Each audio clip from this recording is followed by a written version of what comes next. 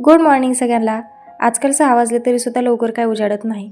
एकटेच अंधारात उठून आंघोळ करायचं, स्वयंपाक करायचा. स्वयंपाक म्हणजे काय, काव्याची टिफिनची तयारी.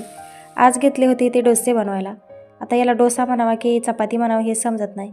खरं तर गव्हाचं पीठ आणि मैद्याचं पीठ मिक्स करून इथे हा पराक्रम करायला घेतला होता. पण झालं बोलतंच, अजिबात टेस्टला बरोबर लागत नव्हतं. एकदम बेकार बेचव. बघितलं होतं फोनमध्ये रील. कधीच फोनमध्ये बघून काय करावं नाही. खरंच माझं तर दरवेळेसच पचका होतो. कधी कधी चांगलं बनतं बरं का, पण असं पचका झाल्यावरती कुटाणा किती होतो. नंतर घेतली भाकर बनवायला. परत विचार केला, भाकर तर ती घरीच खात नाही, शाळेत कधी खाणार.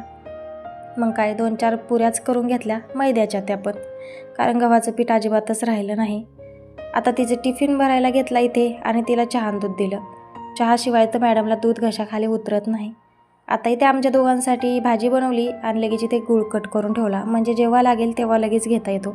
आजकाल आमच्यात गुळाचा चहा जास्त चालतोय. त्यानंतर इथे मसाला डबा घासला होता तर त्याच्यामध्ये मसाले भरून ठेवले. आता एखादं भांडं असं स्वच्छ केल्यावरती किती छान वाटतं ना. पण हे 2 दिवसाची चमक, नंतर हाय तसाच होऊन जाणार. आता राहिली होती पेटपूजा करायची. बाकीची बाहेरची सगळी कामं झाली. तात्याने एक पपई दिली होती आणून, ती मस्त कट करून घेतली लय मोठी आणि खाऊन घेतली.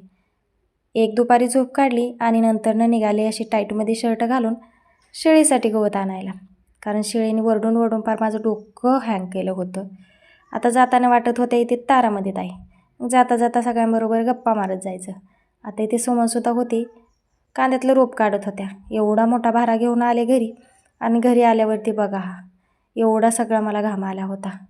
आणि भयानक आता तो ऊन लागायला लागलं इथून पुढे.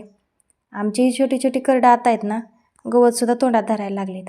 आता असं गवत यांनी खाल्लं की पटकनी मोठे होतील. आणि हे एवढे छोटे छोटेत तरीसुद्धा शेजारी रानात गाणं लागलं नाही एखाद्याच्या ट्रॅक्टरमध्ये की लगेच इकडे उड्या मारायला लागत आहेत. घरात गेले आणि लगेचच फॅनच्या हवेखाली बसले, मस्त गार झाले. त्यानंतरनं लागली होती भूक, मस्त एक शेंगदाण्याचा लाडू खाल्ला. आत्ता माझी मीटिंग आहे, जी मी ऑनलाईन बिझनेसबद्दल बोलले होते त्याचीच.